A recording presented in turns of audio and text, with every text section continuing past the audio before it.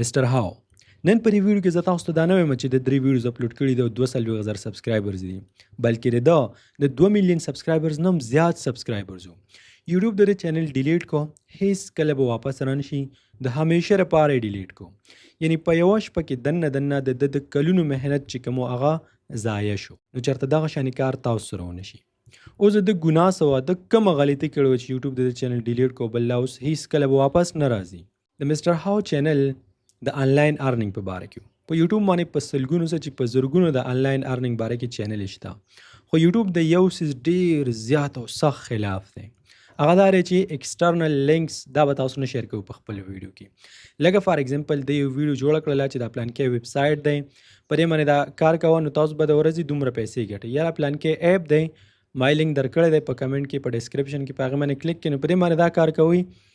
نو تاسو به دومره پیسې ګټئ نو یوټیوب سره دا یره وي چې چېرته دغه ویورز چې کوم دي یعنی مطلب تاسو کتونکي دوی سره چېرته دوکه ونشي فراډ ورسره ونشي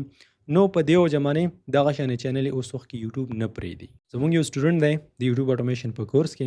هغه د لومبنی چینل چې کوم په کم باندې چې 2 میلیون سبسکرایبرز وو دا خو اوس دویم چینل جوړ کړی دی د هغه چینل نه یو سکرین شاټ راته راولېږو په هغې کې چې کومې ویډیوز وي د هغې نه باقاعده سرکل تاو کړی وه چې تاسو موږ ته ویلي دي په کورس کې چې مطلب د دې پالیسي نه به ځان ساتئ د دې خبرې نه به ځان ساتئ د دې نه به ځان ساتئ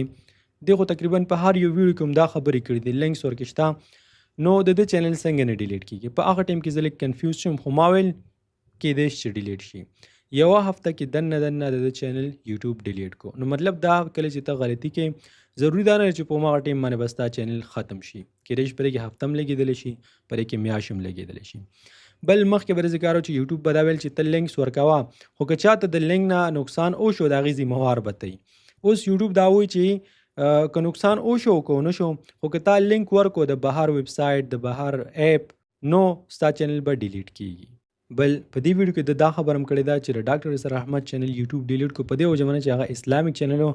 او یوټیوب اسلامیک چینل نه پرېږدي نو په سلګونو اسلامیک چینل دي په یوټیوب باندې چې ښه زبردست روانې دي خو کله چې د هغه چینل په هغه ټیم کې ډیلیټ شو تقریبا 2 کاله خو به کېږي نو ما د هغې په باره کې لږ تحقیق وکړو ما ته معلومه شو چې هغې په دې وجه باندې نه ډیلیټ کړی چې هغه اسلامیک چینل بلکې د هغه په ویډیو کې داسې وایلیشن و د یوټیوب چې کوم پالیسي د هغې خلاف ورزي شوې وه په دې وجه باندې ډیلیټ شو ما داسې ډېر چینل کتلي چې د اسلام خلاف ویډیوز اپلوډ کوي او یوټیوب په هماغه ټیم باندې هغه ډیلیټ کړي دي نو د خبرې مطلب دا دی چې یوټیوب تاسو سره هیڅ کله زیاتې نه کوي صرف د دوی چې کومه پالیسي ده هغه فالو کوي په هغې باندې عمل وکړي د دوی چې کوم اصول دي ستاسو چینل ته څوک هم څه نشي ویلی او په اینډ کې که چېرته پاسبل وي نو زه دا په خپل هم د چینل سبسکرایب کوم دلته ډېر زیات تکلیف ور رسېدلی دی او تاسو هم راشئ سپورټ یې کړئ د چینل سبسکرایب کړئ دا ما سبسکرایب کړو تھینک یو